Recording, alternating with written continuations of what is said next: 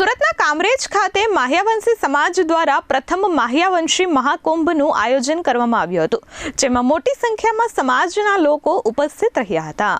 સુરત જિલ્લાના કામરેજ ખાતે માહ્યાવંશી વિકાસ મંચ દ્વારા માહ્યાવંશી સમાજના પ્રથમ મહાકુંભનું આયોજન કરવામાં આવ્યું હતું. આ ઐતિહાસિક કાર્યક્રમમાં સમગ્ર ભારતભરમાંથી સમાજના અગ્રણીઓ અને સભ્યો મોટી સંખ્યામાં ઉપસ્થિત રહ્યા હતા અને સમાજને સંગઠિત કરવાનો સંકલ્પ લેવાયો હતો.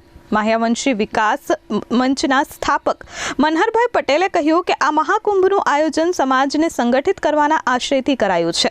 તેમનો મુખ્ય ઉદ્દેશ સામાજિક, સહકારી અને રાજકીય ક્ષેત્રે માહ્યાવંશી સમાજનો અવાજ બુલંદ બને અને અન્ય સમાજોની સાથે પ્રગતિ કરે તે છે.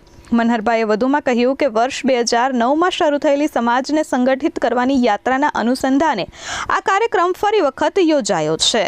હું મનહર પટેલ, સંસ્થાપક માહ્યાવંશી વિકાસ મંચ.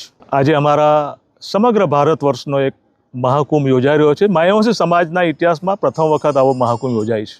એ મહાકુંભનું જે સૌજન્ય પ્રાપ્ત થયું છે એ અમારા યુવાધન જેને કહી શકાય માહ્યાવંશી સમાજના. અમારી બાજુમાં બેઠા છે એડવોકેટ વિજયભાઈ પરમાર, એના પરિવારે આખા પ્રોગ્રામને, આખા કાર્યક્રમને સ્પોન્સર કર્યો છે.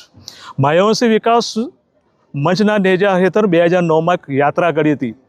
એ યાત્રાના અનુસંધાને લક્ષ્યમાં રાખીને ફરી એકવાર સમાજને સંગઠિત કરવા, માહ્યાવંશી સમાજનો અવાજ બુલંદ બને સામાજિક ક્ષેત્રે, સહકારી ક્ષેત્રે, રાજકીય ક્ષેત્રે. ને આવનારા દિવસોમાં માહ્યાવંશી સમાજ અન્ય સમાજની સાથે બરોબરી કરે અને લીડ કરે અને સમાજનું સંગઠન બને, એ જ અમારો આશય છે. ને આજે મુંબઈ, મહારાષ્ટ્ર, સંઘ પ્રદેશ અને સમગ્ર ગુજરાતમાંથી અને અન્ય પ્રાંતમાંથી અમારા જે માહ્યાવંશી રહે છે આપની સમક્ષ બેઠા છે.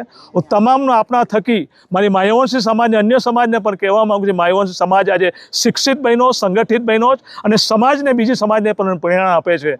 આપના થકી હું માહ્યાવંશી સમાજનું આજે જે ભેગા થયા છે, આવનારા દિવસોમાં ક્રાંતિકારી વિચારો સાથે મારી આયોજક સમિતિ દિવસ રાત એક કરીને સંઘ પ્રદેશથી લઈને ભરૂચ, અમદાવાદ સુધી આ પત્રિકા વિતરણ કર્યું. એના ફળ સ્વરૂપે પહેલી વાર માહ્યાવંશી સમાજ આટલી સંખ્યામાં જોવા મળે છે. જય હિન્દ, જય Mahyavanshi. Bureau report S24 news, Surat.